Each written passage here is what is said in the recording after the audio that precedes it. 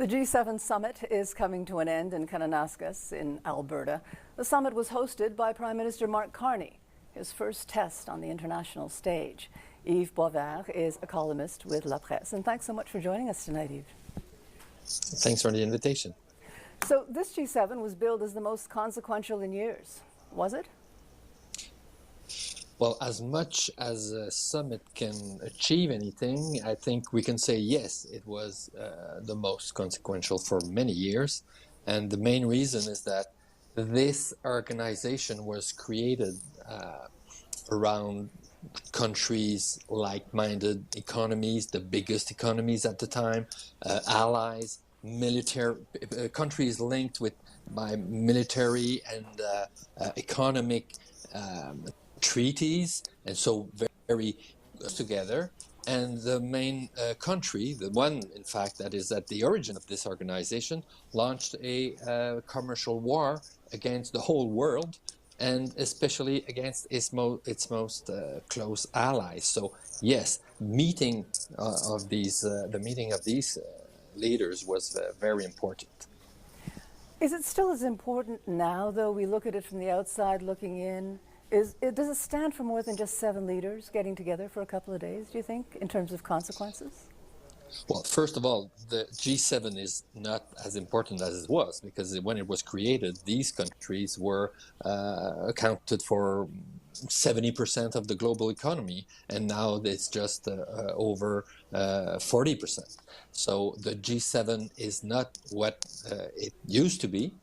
And it's true that they release a couple of press communiqué and have common decisions, but they don't achieve a lot. But at the same time, it's important for them to meet together, and especially in the Trump era, where politics is so personal. I think having personal ties and meeting together is still very important. During the election campaign, Mark Carney billed himself as the man who could deal with Donald Trump. From what you saw, was he able to deal with Donald Trump?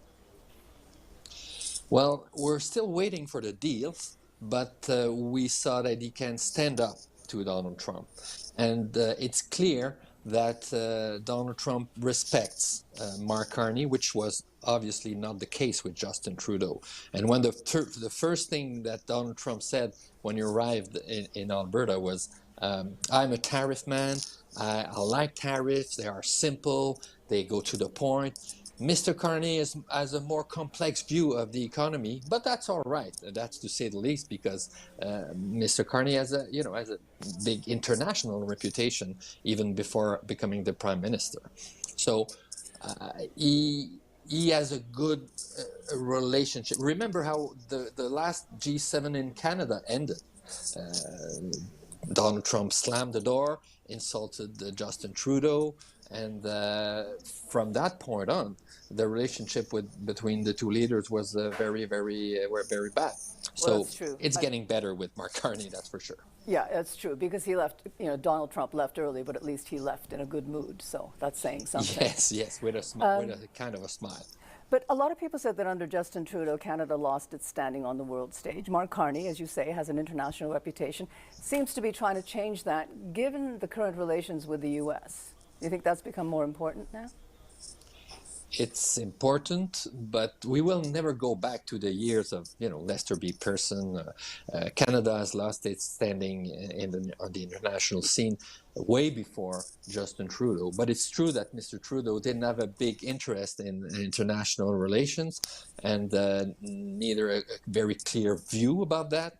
And but Mark Carney, having been the governor of the Bank of England, he is well known by all of these leaders, and he's respected by them. They could ask him for advice on the economy. So it doesn't make Canada as important as it was 50 years ago on the international scene, but it clearly may open doors and help changing the way Canada interacts with the other countries, because as Mr. Carney said, and this is a historic declaration, we cannot rely on the United States anymore. So very quickly now, this was Mark Carney's first big test with the world watching. Overall, how do you think he did? I think he did pretty good. I think he did pretty good. You can't expect a miracle from just a 2-day summit, but I think overall it was a good performance. Okay. Well, thank you very much for this, Yves, and thanks for taking time to speak to us. Thank you very much.